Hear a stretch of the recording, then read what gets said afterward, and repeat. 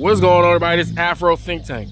Black British woman said white Englishmen or British are waving their flags, but they ain't doing shit. Yeah, she said they out there waving their flags, right, but ain't doing shit, right? They talking about immigration and how they're losing territory to all these other people, you know, the people who they folks, the white men, the rich white men in suits, who they folks went rape, murder, and pillage to build their white Wakanda. Then they mad that all the people, right, from all the places that had to deal with all the side effects of their global earth pillaging, right, they gotta deal with the side effects of them coming to the white Wakanda. I mean, it's Wakanda. Everybody wanna go to Wakanda, right? So this black British woman, she breaks it down. She's like, besides waving your flags and getting drunk at your protests, what are you doing to build wealth to improve your community? It's a valid question.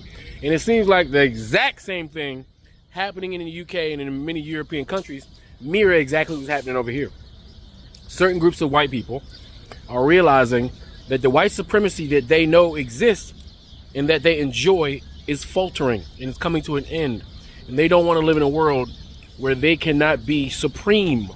They don't want to be in a world where they're not in control of all institutions, of all apparatuses, of all social and economic and governmental choices. They don't want to be in a world where they are not in charge. They can't fathom being told what to do by a group of people that don't look like them, by a group of people who they inherently look down upon because they believe they should be above them, right? So without further ado, let's listen to this this black woman break it down a little further for those of us who don't really understand what's happening over there in the UK. Anyway, that's all I got to say. It's Afro Think Tank. Learn something, teach something.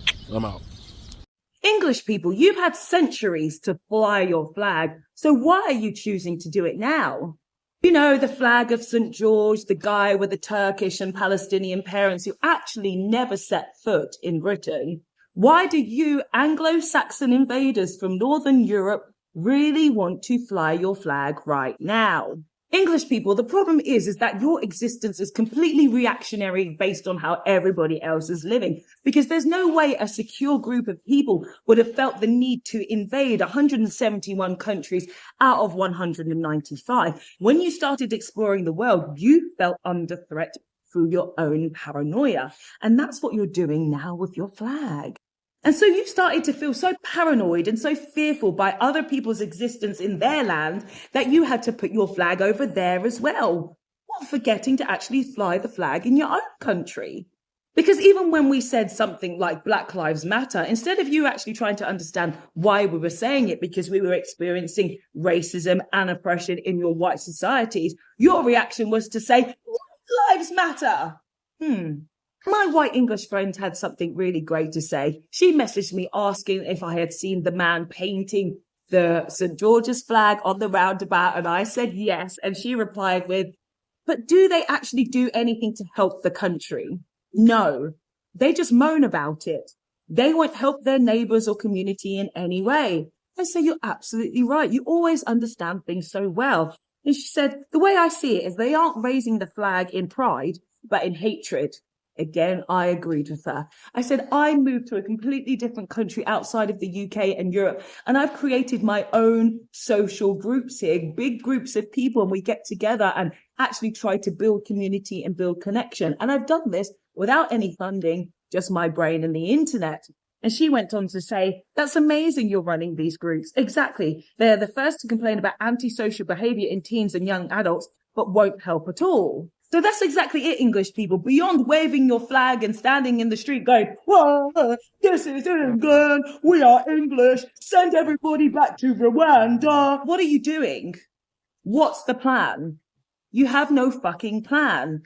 Where are you building community? Where are you building generational wealth for your community and your friends and family?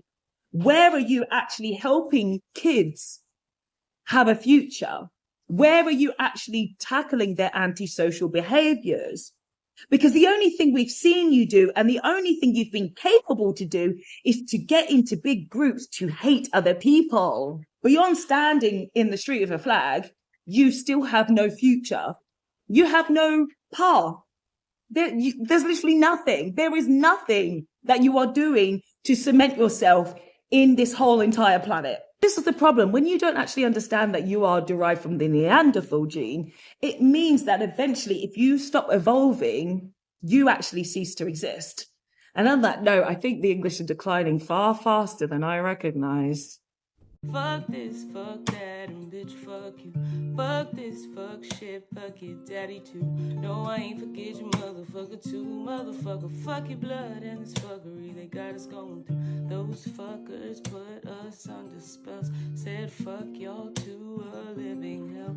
Fuck all the laws that nature tells. So we die cursed while they live well. But fuck, I've had it up to here. I curse their curses with no fear. I give no fucks, I'll live to hear the song that justice sings so clear. Free Sudan! Boycott diamonds and gold!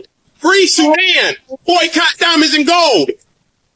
We most definitely cannot forget about the people of Sudan. Thanks for watching Afro Think Tank. Don't forget to like, share, and subscribe. And follow me on Substack and Patreon for more content. Remember, it's Pan-Africanism or nothing.